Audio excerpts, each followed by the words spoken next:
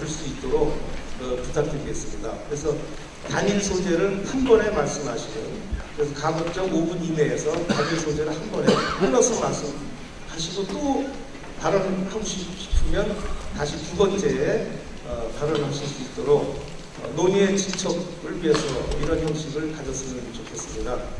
그래서 오늘 민화에 대한 용어와 개념을 우리 저희들이 한번 포괄적으로 다뤄보겠습니다. 일단 토론을 위해서 제가 쌈을 붙이는 입장에서 약간의 대안을 한번 짚어보고 오늘 발제하신 분들에 대한 토론자의 토론을 듣고 그 다음에 발제자의 답변을 듣고 종합토론 형식으로 가도록 하겠습니다. 일단은 제가 오늘 종합토론의 토론 내용을 위해서 간단하게 제 말씀을 일단 정리해 보겠습니다. 우리 가지고 있는 유인물의 127페이지에 해당되는 내용인데요. 논점만 이것은 완전히 진짜 종합토론용 일종의 거창하게 말하면 문제제기고 싸움을 할 수 있는 거리를 제공하는 그런 내용이 되겠습니다.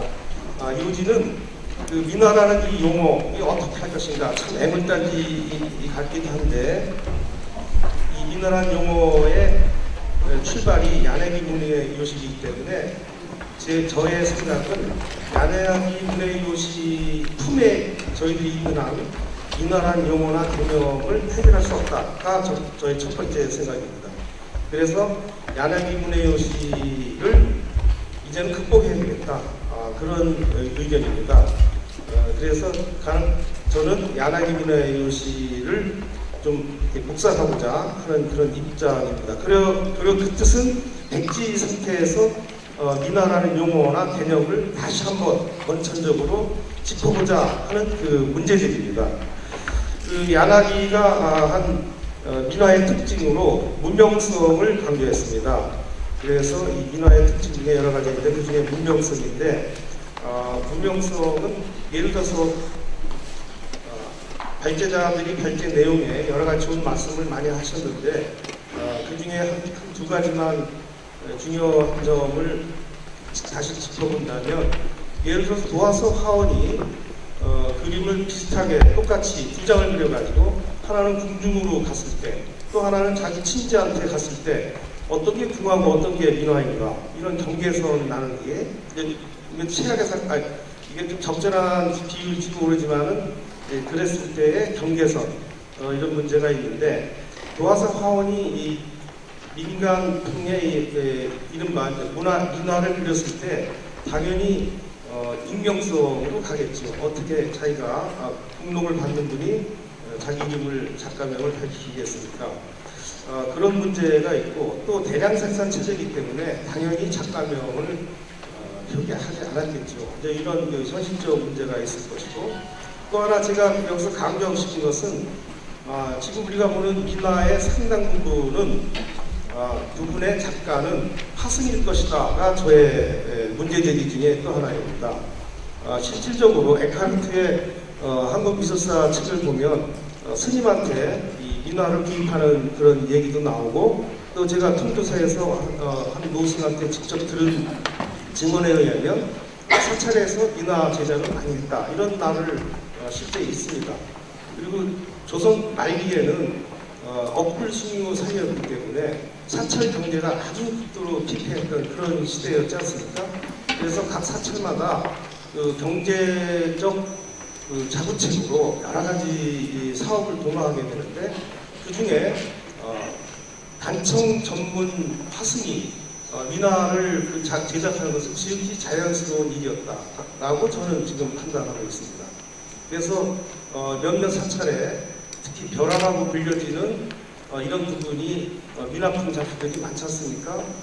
그 작품들은 분명히 화승이 그렸을 것입니다. 그 벽화에 벽에 그렸던 그림을 종이에 그리면 그대로 민화가 되죠. 인간에 유통되는 민화가 되지 않았을까 싶기 때문에 당연히 화승이 그린 그림은 작가명을 표기하지 않았겠죠. 당연히. 그래서 불교와 민화와의 관계도 한번 다시 생각해 볼 필요가 있다. 이제 붕화, 민화 이렇게 나눴지만은 불화하고의 이 민화하고의 관계도 다시 한번 설정을 해서 검토해 볼 필요가 있다. 이런 생각을 해봅니다. 그 다음에는 이제 수묵화하고 채색화의 관계인데, 지금 한국 회화사는 문 중심으로 연구를 많이 하다 보니까 상대적으로 수묵이 좀 존경받는 그림처럼 되어 있고, 채색이 조금 좀 등한시험이 듯한, 이렇게 비교하면 또 제가 혼날 텐데, 어쨌든 오늘은 이제 민화가 주인공이니까 채색 입장에서 말씀을 드려보겠습니다. 그래서 채색 입장에서 보면 고구려 고금벽화부터 고려가 조선시대 때는 민화는 말할 것도 없지만은 초성화라든지 여러 가지 기록화라든지 이런 그 채색의 전통이 쭉 내려오고 있기 때문에 채색 중심으로 우리 회화사를 바라보면 민화의 용어나 개념 설정에 도움이 되지 않을까. 마찬가지로 붕화와 민화의 관계도 그렇게 느껴집니다. 그래서 붕화와 민화의 공통점은 채색이라는 점도 있고, 일단은 작가가 피지배계층이라고 하는 공통점이 있습니다. 그죠? 그래서 도화서 하원이 아니건 조선 신분 계급사의 어떤 조선 왕조 시대 때의 피지배계층이라는 공통점이 있고, 또 민화 내용에서도 상호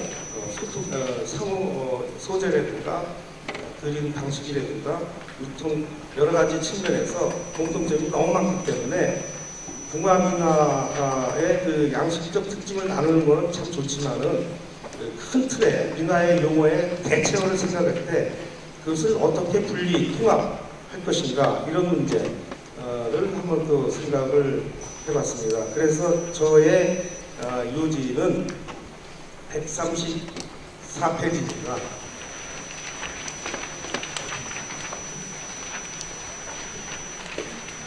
완전히 종합 토론용 문제인데요. 시간 전략상 제가 빨리 읽겠습니다. 그 페이지만. 민화라는 용어와 개념 정리에 따른 필자의 대안을 예시하고자 한다.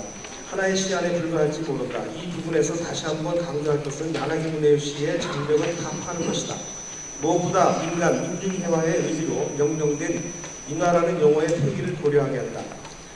기왕 민화라고 불려진 그림의 소재와 화풍 등은 붕화 민화의 공통점을 방기할 수 없게 한다. 다만 오랜 세월 동안 사용해온 민화라는 용어의 즉각 표기 문제는 간단하지 않다는 점이다. 만약 관습상 민화라는 용어를 계속 사용하기 고집한다면 필자는 민간회화의 의미로서의 민화가 아니라 우리 민족회화라는 의미에서 민화라고 수정 해석하고자 한다. 그러니까 우리 민족의 채색회화의 약자로서 민화를 한다면 민화라는 용어 사용도 논리상 모순은 없을 것으로 판단된다. 우리 민족 안에서 왕공 4대부로부터 상민에 이르기까지 모두 포함할 수 있는 의미이기 때문이다. 그러니까 민족회화의 민화는 이른바 붕화 민화를 비롯 이왕의 채색 민화통을 모두 수용할 수 있다는 장점이 있다. 조자용의 제안처럼 한민화의 개념과 상통하는 부분이 있을 수 있다. 하지만 그동안 민간회화의 의미의 민화라는 개념이 너무 강하게 작용해왔기에 민족회화의 약자로 민화라는 용어의 계속 사용은 나름대로 한계를 지니고 있다. 백성민이라는 민의 의미가 너무 강하게 작용할 것이기 때문이다. 민간회화의 민화라 한다면 붕화를 포함시킬 수 없는 단점이 있어 다른 대안을 생각하게 한다. 채색화는 우리 민족의 독자적 화풍을 수립한 고유성, 독창성을 주목하게 한다. 작품의 수용 계층에 따른 신분의 고하를 막론하고 채색화는 우리 민족이 즐겨 애용했던 회화 분야였다. 아니 채색화는 왕실로부터 민간, 심지어 사찰이나 무당집 같은 종교시설에 이르기까지 폭넓게 활용된 시각 문화의 주류였다. 때문에 조선 후기 회화 양상을 평가할 때 이들 채색화를 중심에 놓고 검토하는 것이 중요하다고 본다. 이들 채색화는 한 민족의 독자적 채색회화라는 의미에서 한채화라고 약칭 명명하면 타 민족의 채색회화 분야와 달리 특화시키는 안을 검토할 필요가 있다. 때문에 한채화의 외국어 번역은 불가능하며 그래서 영문 표기도 우리 발음으로 한채화 이렇게 했으면 좋겠다는 뜻입니다. 지금 80년대 우리 민중미술 운동에서 세계적 참 유례가 없는 민중미술이라는 말이 있는데 이걸 피플스 아트라고 번역하지 않거든요. 국제적으로 민중아트라고 지금 국제적으로 공인받고 있는 단어가 있는데 이런 형식으로 한채화, 민화도 마찬가지입니다. 민화도 우리 발음으로 민화해야 독자성이 국제무대에서 더 인정받고 특화시킬 수 있다. 이런 이야기입니다. 그래서 고유명사화 하자는 뜻이고요. 한채화는 조선 후기에서 20세기 초까지 집중적으로 제작된 민화풍 재색화를 일컫는 특수용어로 제시하고자 합니다. 자, 이제 대부분이 반대하실 의견이 많이라고 봐지는데 어떻든 박생광 작품이라든가 또 요즘에 국제무대에서 각광받는 이른바 코리안 팝 작가들이 되게 채색 중심으로 작업을 하거든요. 그래서 국제무대에서 상당히 각광을 받는데 요즘 작가까지 감안해가지고 민화 문제를 새롭게 개념 정리와 용어에 대한 재검토 이런 그 시간이 됐으면 좋겠습니다. 자, 이것까지 이제 포함해가지고 발제에 대한 토론자들의 의견을 듣도록 하겠습니다. 우선 이 유인문의 순서로 가해민화박물관장 윤여수 관장님부터 토론을 듣고 토론에 단상에 오신 토론자들의 토론 내용을 다 듣고 이제 발제자들의 또 답변을 듣도록 하겠습니다. 윤 관장님 먼저 하시죠. 안녕하십니까. 가해민화박물관 윤여수입니다. 조금 전에 무슨 얘기를 하셨냐면 오늘 특별히 보통 토론에서 제일 지금 급한 게 시간이었고 모두에게 뭐 10분이면 10분, 5분이면 5분을 주어졌는데 오늘 지금 이 사회자가 무제한 시간을 주겠다고 했습니다. 그래서 어떤 문제가 있었냐 하면은 이 토론문을 어느 근거로 썼느냐 하면 이 토론자가 여기에 지금 5사람입니다. 5사람인데 5사람에게 3사람의 그 원고를 보냈어요. 그래서 거기에 토론을 하라. 그렇게 되면 어떤 현상이 일어나냐면 그 3사람의 원고를 5사람이 바꿔 쓰면 얘기가 비슷한 게 다 똑같은 얘기가 나옵니다. 그래서 이게 좀 그 방식 자체가 약간 문제가 있었지 않느냐 이 생각을 했고요. 나중에 이제 종합토론에서 그 진정 뭐 어떤 개인들의 생각들을 얘기할 수가 있겠습니다만은 이 민화라는 용어 오늘 지금 여기 모신 분들이 거의 용어를 어떻게 할 것인가 하고 아주 굉장히 그 관심을 가지고 있으셨고 아마 여기 단상에 올라와 있는 사람들도 대체적으로 거의 그 용어에 관한 문제를 생각을 하고 있습니다. 그런데 조금 전에 윤건모 교수께서도 얘기한 것처럼 민화라는 용어를 폐기를 하자라는 문제는 폐기할 때 그 민화라고 할 만한 민화를 한마디로 뭐 한창화라고 한다든가 한의 그림이라고 한다든가 어의 그림이라고 한다든가 해서 확실하게 모든 민화를 대표할 수 있는 용어가 나온다면 가장 바람직한 얘기죠. 그래서 지금까지 대체적으로 우리 민화가 1970년대 일반화되기 시작을 해서 약 한 40년이 흘렀습니다. 40년이 흘렀는데 지금까지 이 용어를 붙이지 못하고 있었고 다만 최근에 이제 이것을 종합해서 얘기를 하면은 민화 속에서 궁중장식화가 따로 분리되는 입장이고 종교화가 따로 분리가 됐습니다. 그러면 남아있는 게 이제 민화인데 꼭 민화라는 용어를 바꿔야 할 이유가 있느냐. 차라리 민화라는 용어를 그대로 두고 민화의 정의를 바로 찾는 게 어디서 어디까지가 민화이고 시대는 바탕은 그 다음에 그 작가는 이런 것을 정리하는 게 오히려 효과적일 수도 있습니다. 지금 모든 사람이 용어를 바꾸잖아. 근데 용어를 바꿀 수 있는 대안이 아마 오늘 강의를 들으셨지만 지금까지 확실하게 모든 이 내용들을 통틀어서 한마디로 이렇게 하면 좋겠다라는 용어가 제시되지 않고 있는 거거든요. 바로 그 문제입니다. 그래서 제 토론의 취지는 그 얘기였는데, 아까 말씀드린 것처럼 5사람에게 똑같은 과제를 주고 했기 때문에 인사나 이런 건 생각을 하고, 한 사람에게 제가 보통 한 3가지, 4가지를 질문을 하는 걸로 하겠습니다. 139쪽을 보면은 중간에 인사를 생략하겠습니다. 정식으로 미술교육을 받지 않은 폴크아트 작가들과 교육을 받았지만 비전문적인 작품을 만드는 작가들의 작품과의 경계선을 긋는 것이 어렵다고 하였는데, 폴크아트 개념을 정의하는데 그 작가의 교육 여부와 작품의 전문성이 어떠한 관계에 있으며 그 기준을 어디에 두고 있는지 매우 궁금합니다. 답변해 주셨으면 좋겠고요. 두 번째는 미국 미술에서 폴크아트 요소가 나타난 시기와 아까 대체적으로 18세기에 있어서 나왔는데, 우리나라의 시기를 지금 대체적으로 영경조 시대로 하지만 여러 가지 서 있습니다. 그래서 그걸 더 구체적으로 알아보고 싶은 얘기입니다. 폴크아트의 작품이 대중화되고 상업화된 시기에 가치가 있는지, 있다면 그 양식이 어떤지 알고 싶었었고, 그 다음에 이민자들에 의한 유럽적인 전통이 미국의 폴크아트에 어떻게 반영되었는지 알고 싶습니다. 이런 이민자들 각자의 삶의 모습이 어떻게 미국적인 폴크아트로 수렴되어 표현되었는지 상당히 흥미를 느끼게 하기 때문입니다. 흥미를 느끼게 하기 때문입니다. 앞으로 폴크아트에 대한 대중간 미술계의 관심에 대해 어떻게 전망하고 있는지 묻고 싶습니다. 그 다음에 140쪽에서 궁중회화와 민화의 경계에 대한 공평, 이것은 역시 인사나 이런 건 생략을 하겠습니다.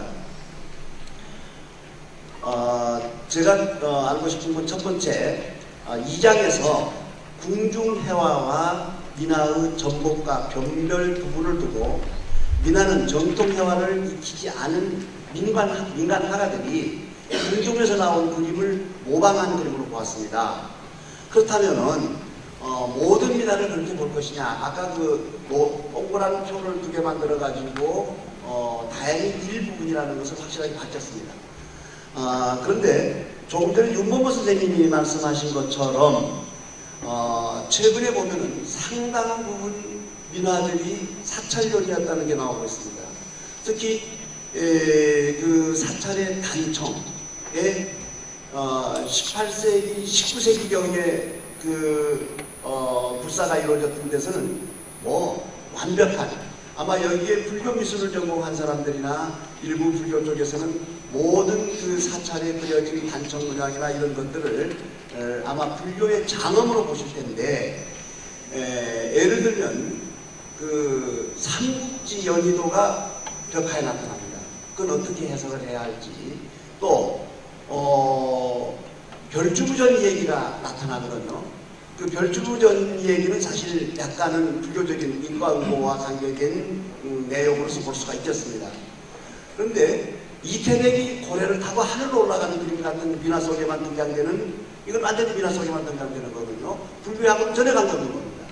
이런 그림들이 꽤 많이 나타나고 있었고, 최근에 논문 몇 편이 어떤 논문이 나오고 있느냐면 사찰에 소장되고 있는 민화들을 조사를 해봤어요.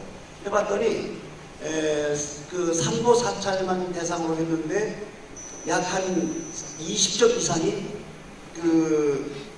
사찰에서 대대로 사용되었던. 그러니까 대웅전이나 이런 데서는 그 병풍을 사용할 수가 없었겠죠. 그렇지만 명부전에서 돌아가신 양반의 극락 환생을 위해서는 사실은 노란 병풍이 필요합니다. 그래서 궁중회화에서 보시고 궁중회화가 인정하고 있는 그 대형 모란병풍들 상당수가 그게 영구적 거거든요.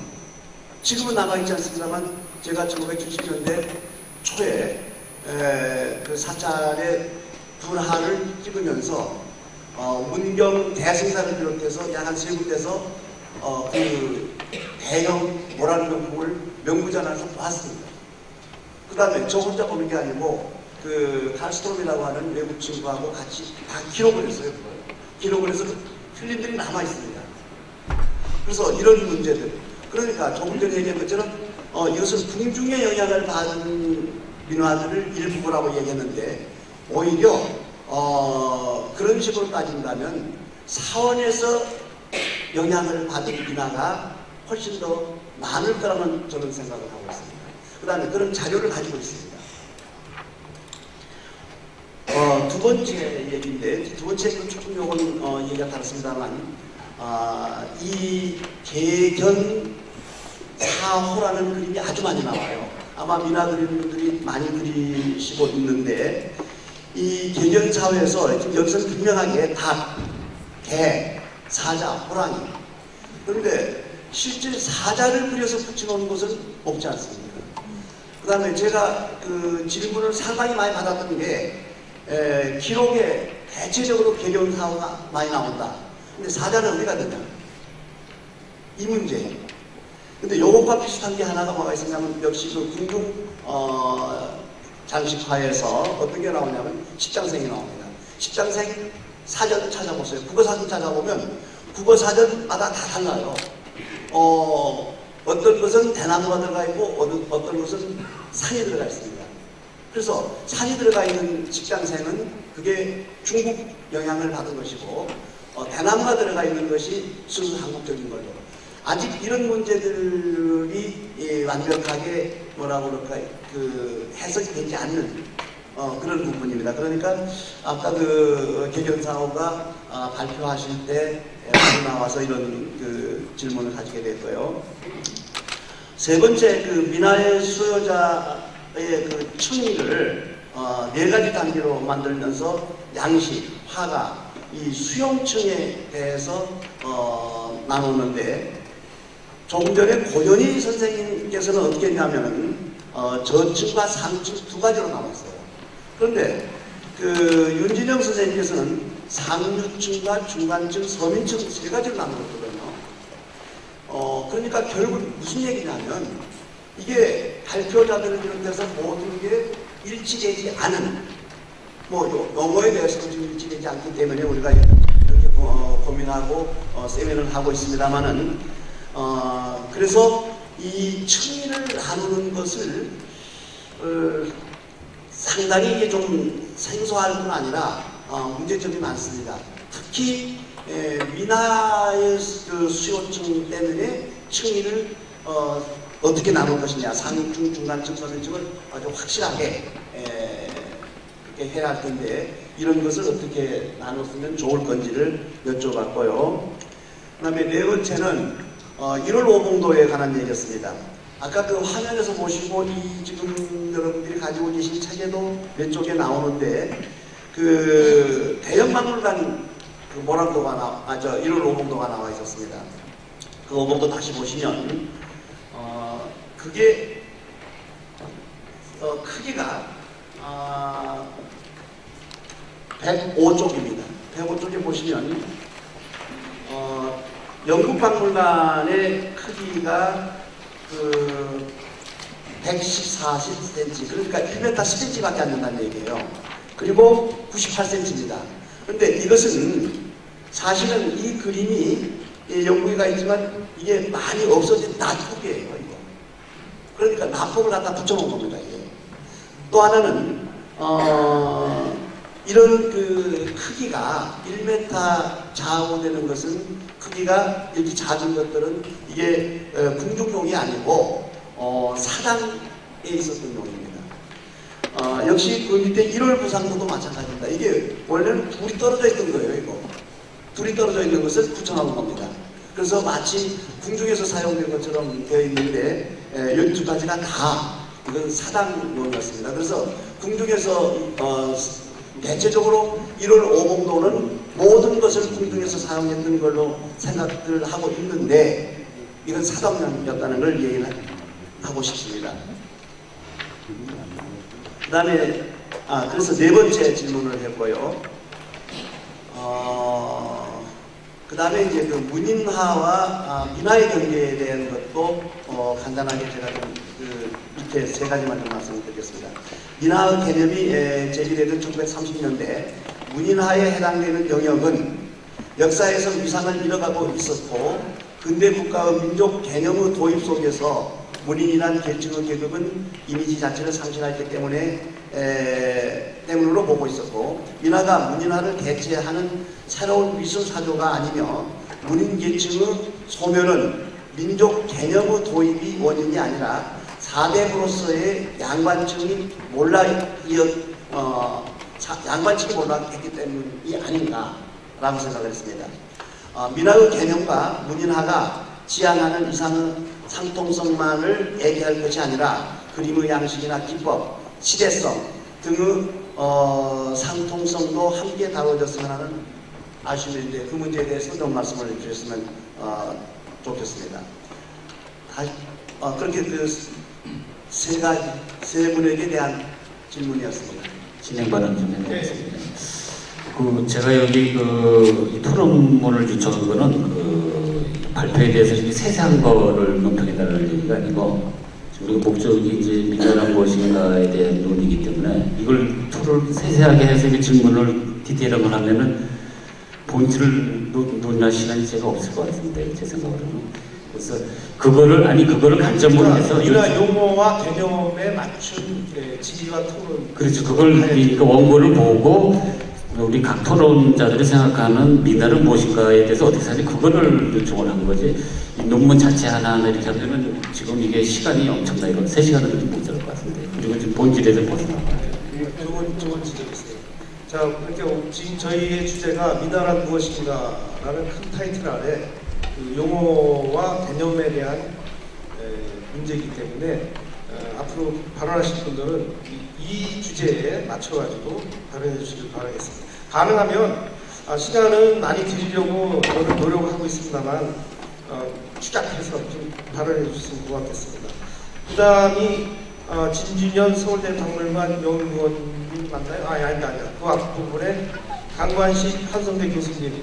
네.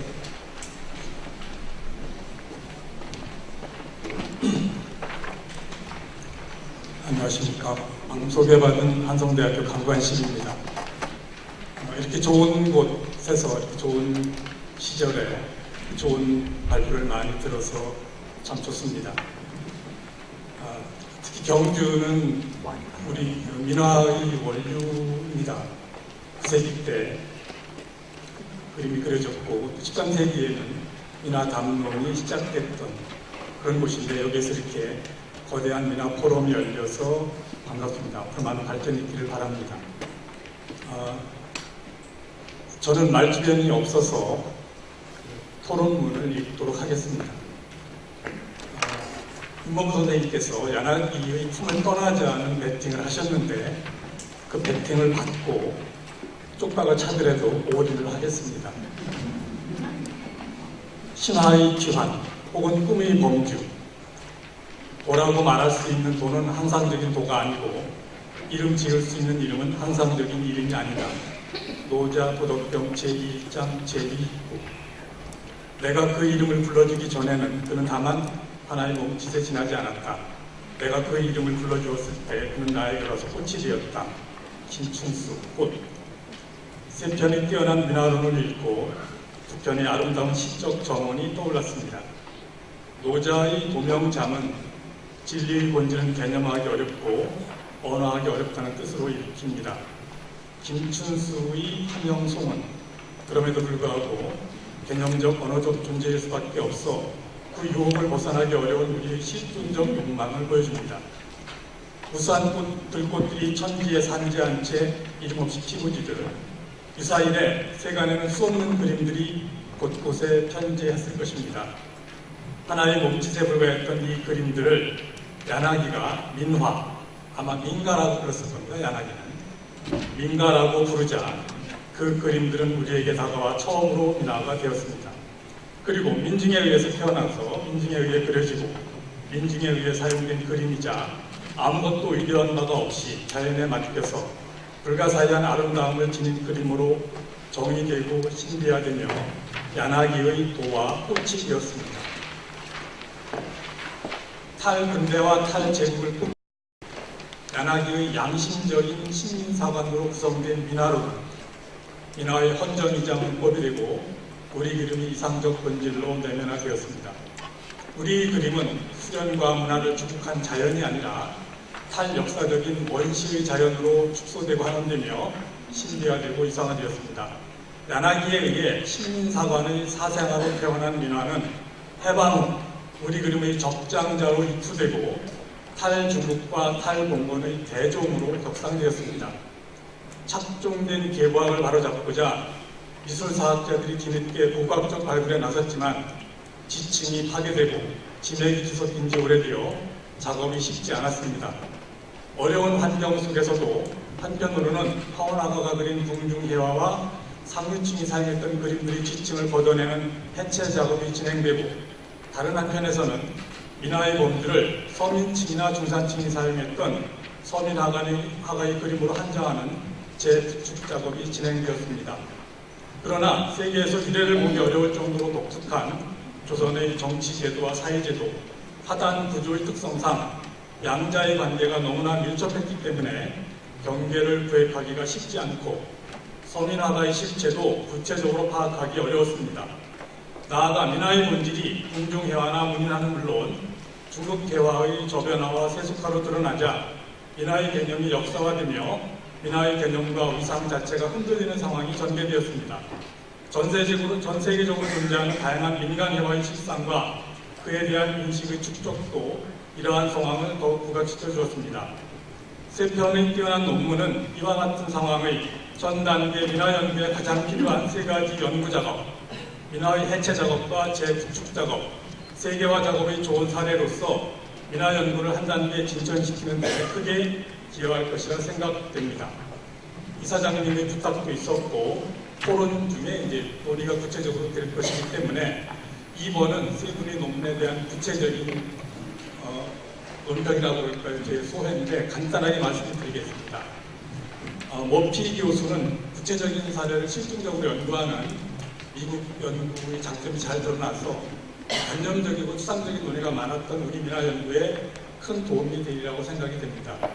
다만 저는 미국의 민간미술에 대해서 아는 바가 없기 때문에 머피 교수께서 우리나라 민화에 대해서, 민화 담론에 대해서 아시는 것이, 들으시는 것이 있다면 어떻게 생각하시는지 솔직한 심정을 자유롭게 듣고 싶습니다. 고 박사님은 문학 공부를 많이 하셔가지고 포스트 모더니즘이나 문학론, 중국미학에 대해서 해박하십니다. 그런 걸 배경으로 해가지고 문인화학 이야기, 민화가 같다라고 하는 굉장히 독창적인 말씀을 하셨는데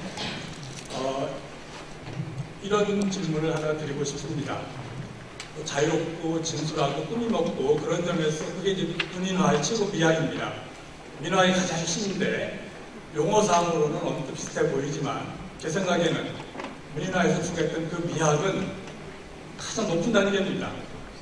수련과 초월, 배제 이런 걸 떠나서 법이 없는 단계에서 고승 같은 단계에서의 자유고 자연이고 다만 이제 민간회화에서 말하는 그 자연은 미치지 못한 좀 원시로서의 이런 자연으로 조금 차이가 있는 것이 아닐까 그런 느낌이 들어서 어떻게 생각하시는지 질문을 드리고 유진영 박사는 발표에서 보셨다시피 가장 기초적인 사료를 가장 많이 발굴하고 조사하는 연구원으로 학계에 이미 없습니다.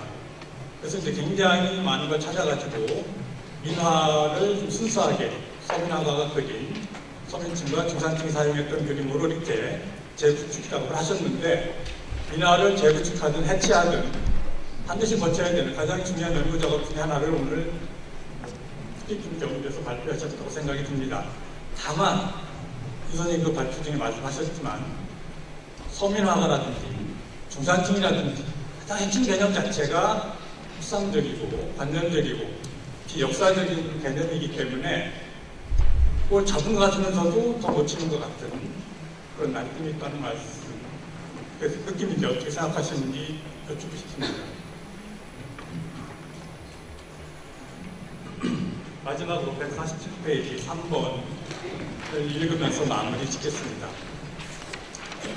지금까지 미나로 그려진 그림들 가운데 공중해화와 상류층이 사용했던 최고 수준의 그림을 분리하여 해체하고 단순히 서민화가가 그린 것으로 추정되는 순수한 미나만 모아놓으면 그 결과는 매우 초라하고 왜소한 그림만 남게 될 가능성이 많습니다. 더구나 순수한 미나를 그리고 소비한 것으로 상정된 서민화가와 서민층 및 중산층은 전 단계에서는 이미 그 구체적 실상을 실증적으로 파악하기가 거의 불가능에 가깝습니다. 미나는 그 실체가 왜소하고 초라할 뿐만 아니라 역사적으로 그 작가와 소비자도 구체적으로 실증해내기가 어려운 것이 솔직한 미나 역사적 실상이라는 게 제 느낌입니다. 그런 점에서 볼 때 지금까지 미나는 내용상으로는 궁관을 중심으로 한 최고급이 뛰어나고 화려한 궁중해화로 채워졌기 때문에 예술적으로 높이 평가되고 개념과 용어상으로는 그와 정반대의 서민이나 민중이라는 개념으로 정의하며 민주와 민족과 민중의 맥락에서 과잉의 추가적인 의미가 부여되어 있기 때문에 과대평가되는 모순적이고 기형적인 용어로 존재한 측면이 많습니다. 이와 같은 미나 신화의 모순은 야나기의 역사적 무지와 종교적 신앙, 예술적 순정에서 비롯된 기형적인 맥락 속에서 탄생했기 때문에 나타난 측면이 많습니다. 아까 고 선생님도 말씀하셨듯이 야나기 글을 읽으면 진짜 감동적입니다. 일본 최고 귀족 엘리트입니다. 매형이 조선군 사령관입니다. 소장. 그 인연으로 왔는데 진짜 우리 미나를 사랑했습니다. 그런데 그 사람은 기본적으로 식민지 귀족입니다. 그래서 조선을 계층이 다르고 역사적인 변화가 있는 역사의 대상으로 본 게 아니라 민속학의 대상으로, 일학의 대상으로 볼 수밖에 없었다는 게 아마 제가 야나기라도 그럴 수밖에 없었지 않나 싶은 그걸 우리가 봐야 된다는 게 제 생각입니다. 이제 우리는 야나기가 양심적인 식민사관, 그래서 저는 이제 양심적인 식민사관이라는 말을 써봤습니다. 양심적인 식민사관의 사생하고 진짜 사랑했습니다. 그러나 우리 미술사 전공자도 아니고 일본 미술에 대한 연구자도 아니고 우리 지성사와 예술사에 각인해 놓은 미나라는 용어를 해체하고 중국해화와 궁중해화는 물론 문인화 등이 세간으로 저변화되고 토착화되며 다양하게 변모되고 변주되는 민간해화 정도로 인식하며 그 본래의 자리로 편하고 조용하게 되돌려 놓을 필요가 있습니다. 불가능한 범주의 신화화된 개념으로 호명하는 모순을 계속하기보다는 정원 이전의 몸짓으로 돌아가서 그 순수하고 섬세한 표정을 세밀하게 살피고 느낄 필요가 있다고 생각합니다. 그리하여 민화에서 출발하여 궁중해화로 나아가는 역방향이 아니라 궁중해화에서 출발하여 민간해화로 나아가는 정방향으로 나아가고 민간해화와 궁중해화는 물론 중국해화와 조선해화를 이양 대립의 갈등 구조로 충돌시키고 대립시키는 모순적 관계가 아니라 같이 꿈꾸고 더불어 향유했던 본래의 순하고 편한 맥락으로 되돌려 놓을 필요가 있다고 생각을 합니다. 감히 은강경의 어법을 들어 말하면 지금까지의 신화화되고 왜곡된 민화라는 용어를 잊을 때 순수한 민화의 실체에 더욱 가까이 다가가며 우리의 편하고 자연스럽고 순한 민화론이 새롭게 시작될 수 있지 않을까 하는 게 제 올인입니다. 감사합니다. 아이고 감사합니다. 좋은 말씀 감사합니다. 그러면은 그 다음에 서울대의 진준현 연구원님 토론 듣겠습니다. 마이크는 좀 있으실까요? 네, 저도 세 분의 발표에 대한 내용을 저희 마음에 대한 정리해봤습니다. 저도 사실 아까 잘했습니다. 그래서 이분 발표를 들을 때 안더스 인천 인용한 도가도 비상도라는 용어가 생각이 나더라고요.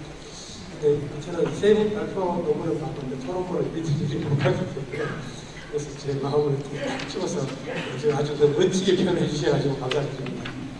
그래서 케빈 머피 선생님의 논문을 보니까요.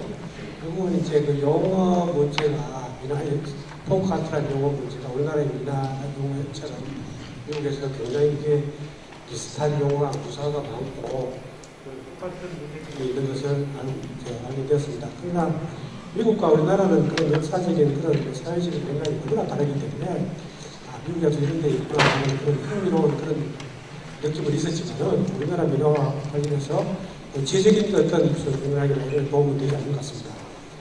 다만 이제 민화에 대한 다양한 이야기 중에서 가장 본질적인 문제가 왜 민화가 이렇게 많은 논란 속에서도 이렇게 현대인들이 마음을 사로잡고 있는가?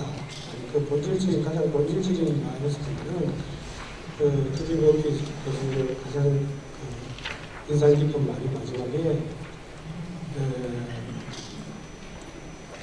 세계적인 포크 아트는 21세기 그 의지하는 문화적 만남을 들여다볼 수 있는 창을 제공한다. 그래서 우리가 흔히 TV에서 듣는 가장 한국적인 것이 가장 세계적인 것이다. 민화는 한국의 민화가 가장 특징적인 것. 그래서 미국에서도 가장 미국적인 포크 아트가 가장 세계적인 아이템을 낼 수 있다.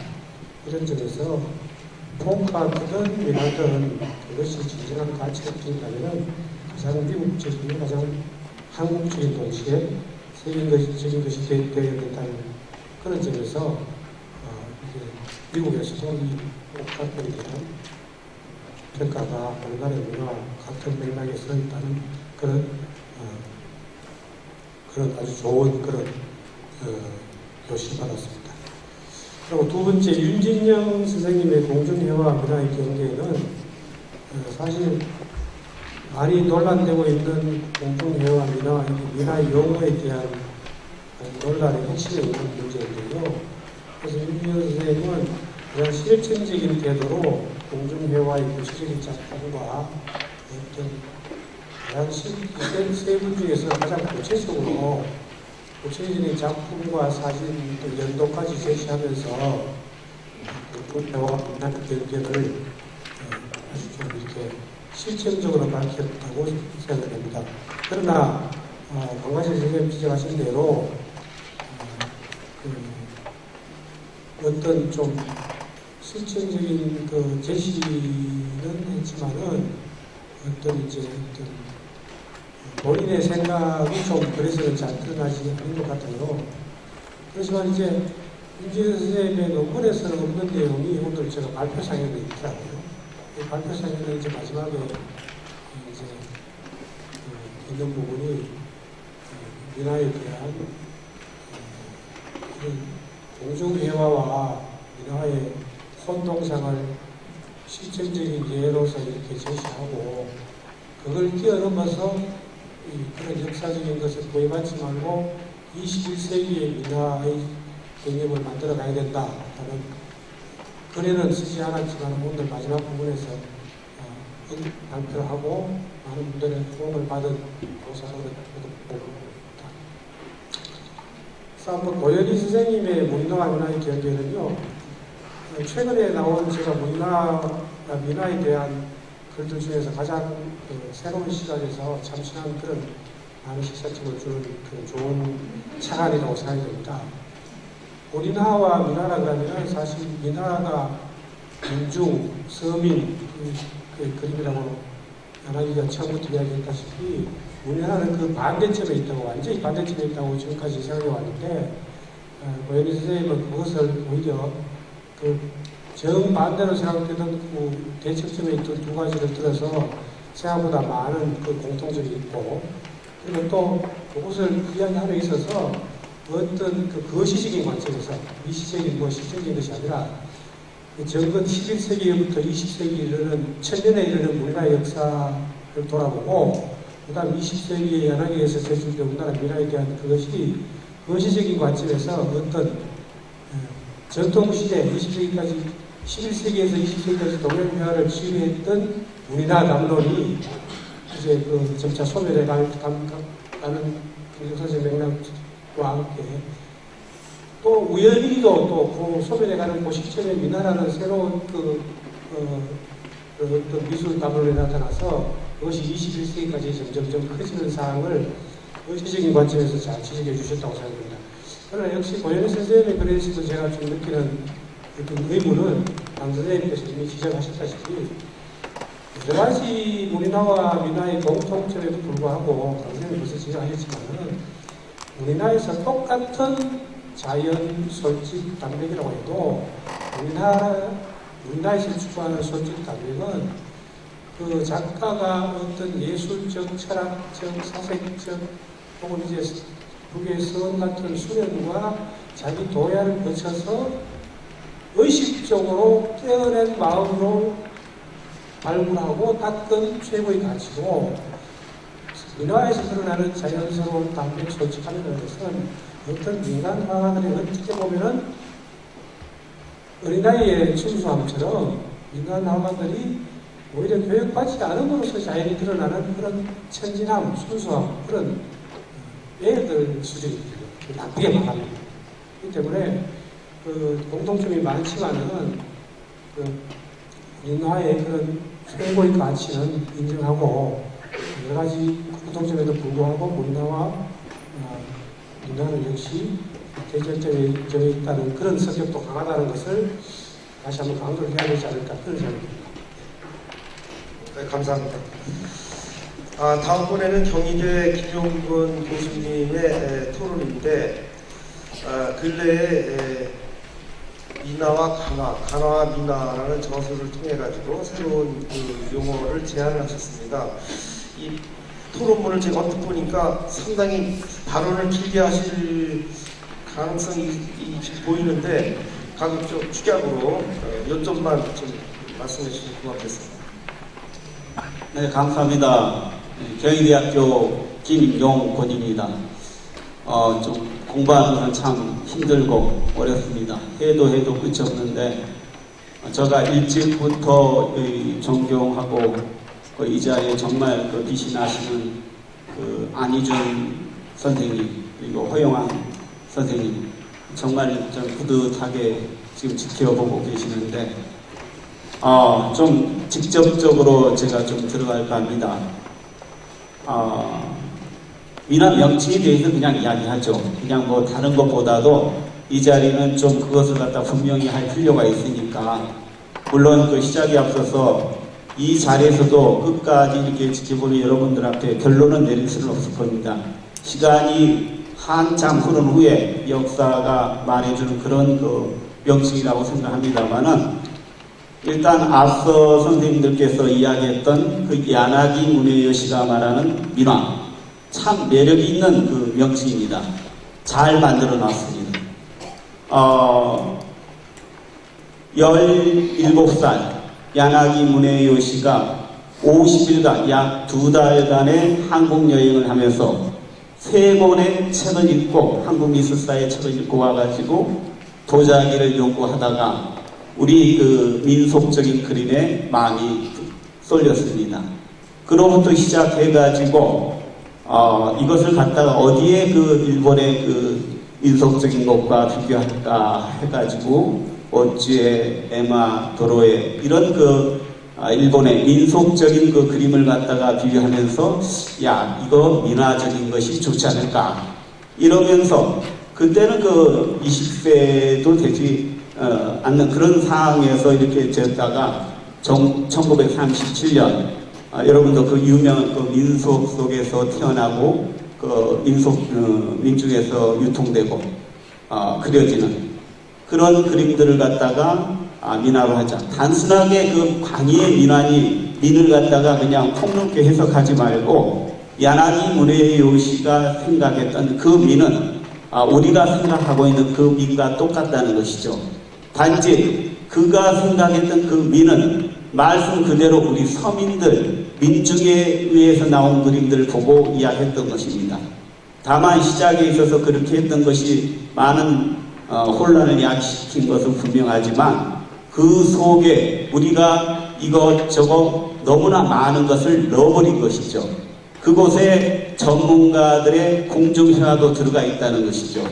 거기에 종교회화, 불화, 캐불 같은 그런 그림조차도 전문가들의 그림이지만은 그것을 갖다가 작가가 없다는 둥, 제작 연도가 모른다는 이유로, 그리고 그 70년대 정말로 아줌마들의 그 바람을 타고 그런 그림들이 유행미에 팔려가면서 그냥 모든 것이 민화가 돼버렸다는 것이죠. 그것의 한계성에 있어서 구분해야 될 필요성이 있고, 지금 80년대, 90년대 지금 세계적으로 포스트 모더니즘 해가지고 많은 장르 이런 것들이 세분화되고 있습니다. 우리 민화라는 곳에서는 너무나 많은, 앞서 여러분도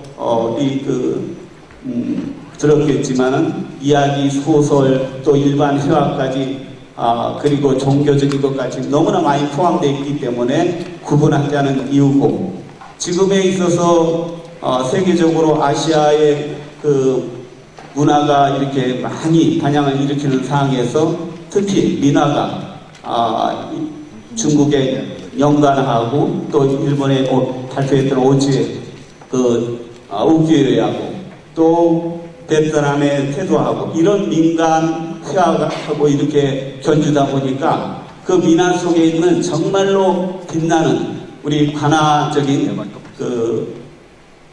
궁중회화 그림들이 상대적으로 평가 절하당하는 그런 그 상황이 되어버렸다는 것이죠.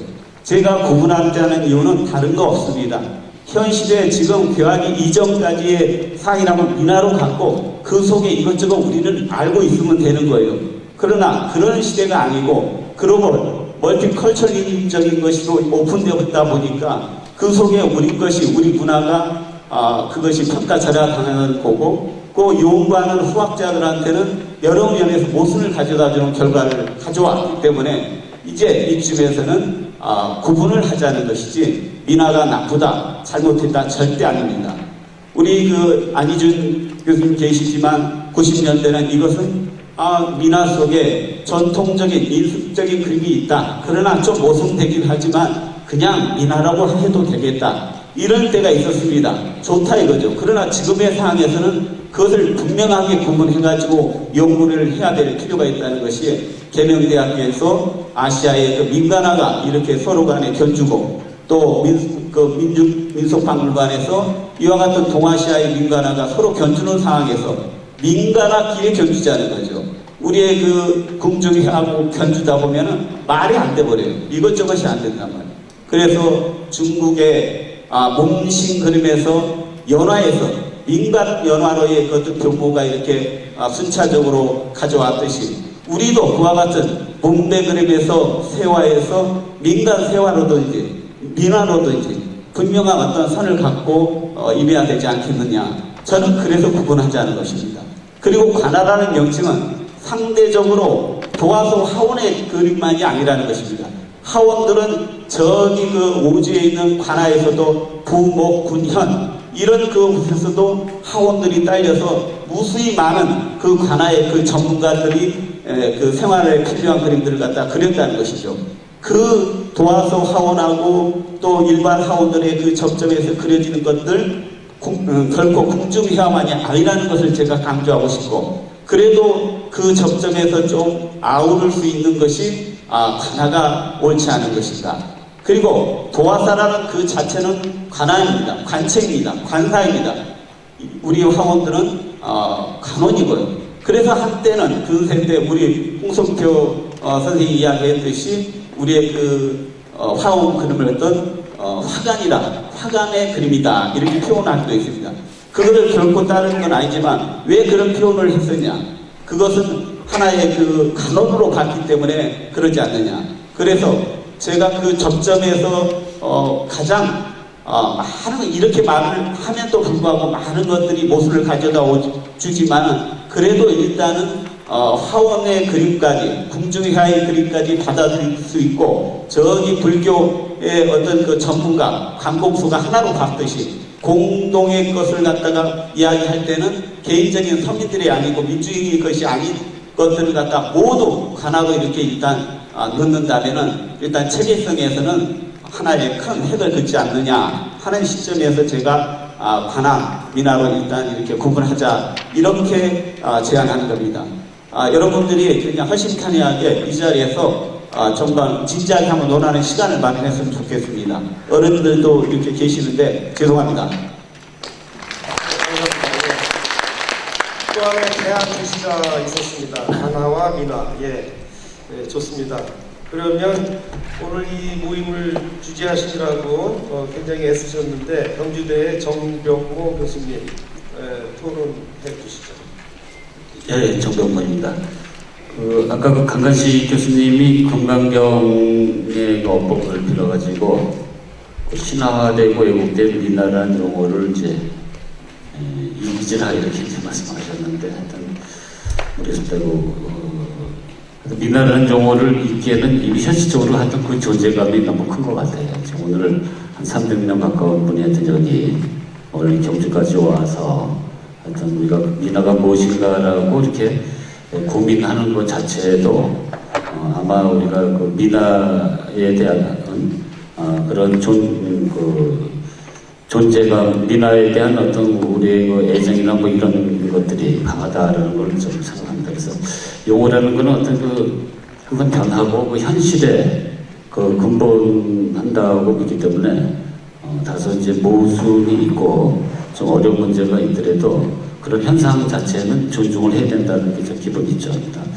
근데 이제 제가 이거 미나라는 용어도 저도 그 어떻게 해야 될지에 대해서는 제가 뭐 미나 책을 최근에 2권을 썼는데도 저도 자신으로 자신 있게 이렇게 답할 부분은 아닙니다. 그러나 이제 우리가 결론적으로 제가 뭐 그냥 말씀드리고 싶은 거는 학문적으로 보면은 궁화하고 미나는 분리하는 게 저는 마땅하다고 봅니다. 그러나 이제 현실적으로는 지금 분류하기는 굉장히 어렵게 그러니까 궁중해하고 미나가 완전히 강력 본드로 좀 접착이 돼 있어요.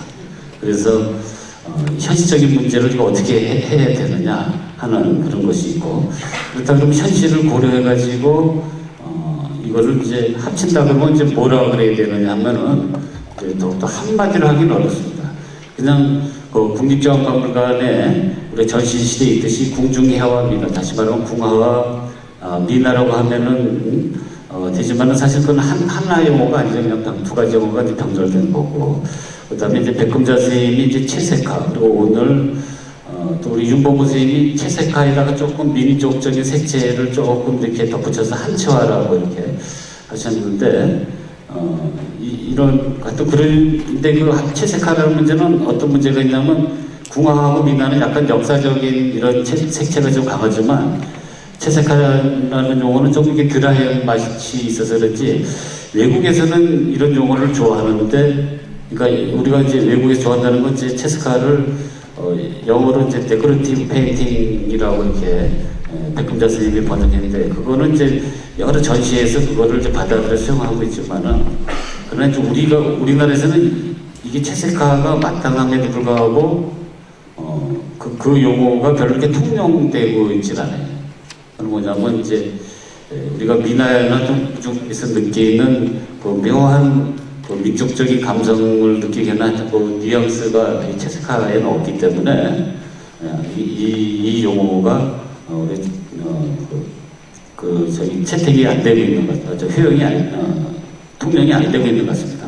그 다음에 이제 오늘 여러 사람이 이제 그 얘기를 했는데 미나 개념을 좀 확대하자.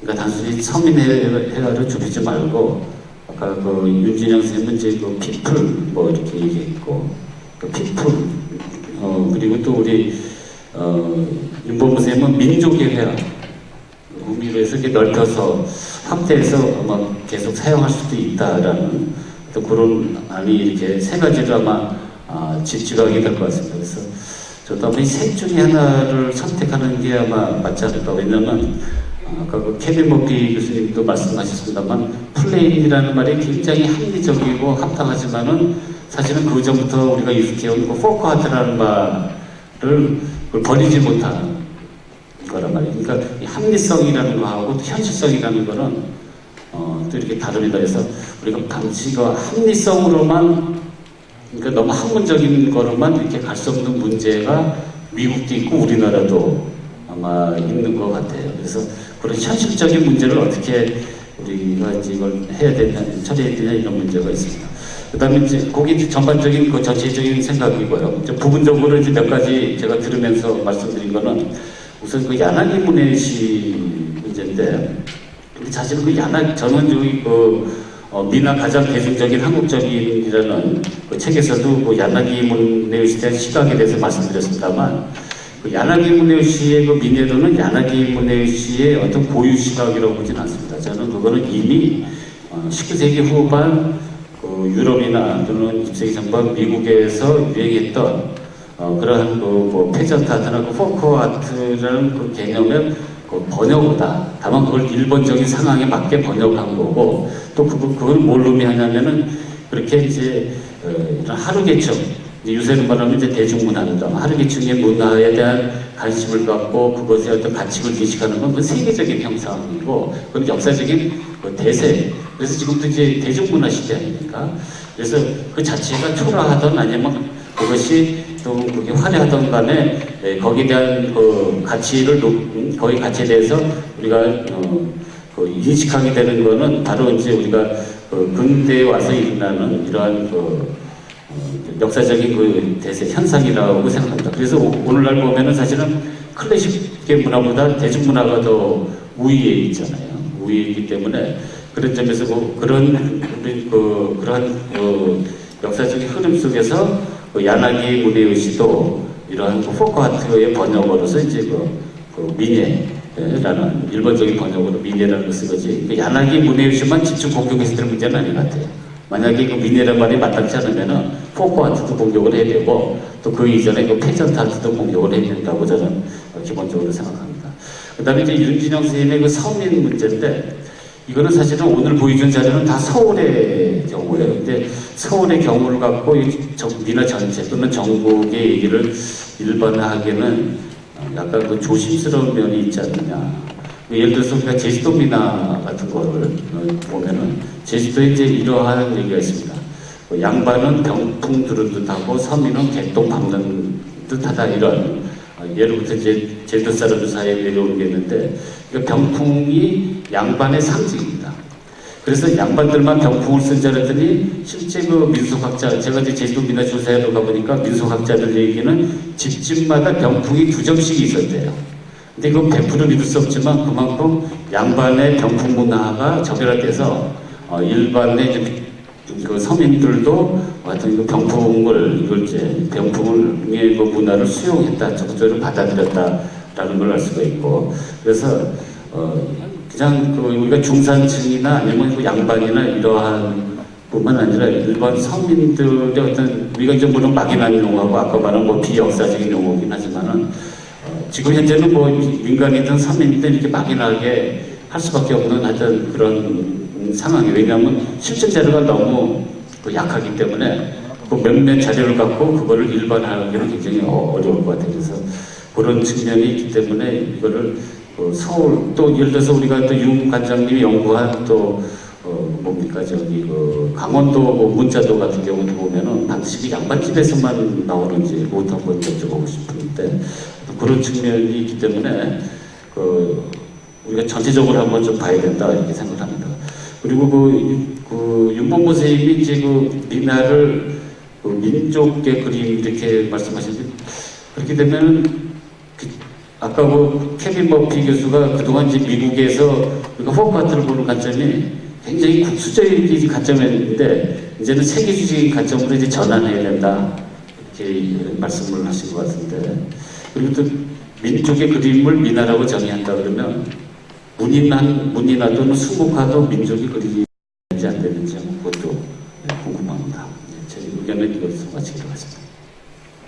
네, 감사합니다. 자료집에 의하면 그 다음에 기시키 후미카즈 교수님의 토론인데 좀 하시겠습니까?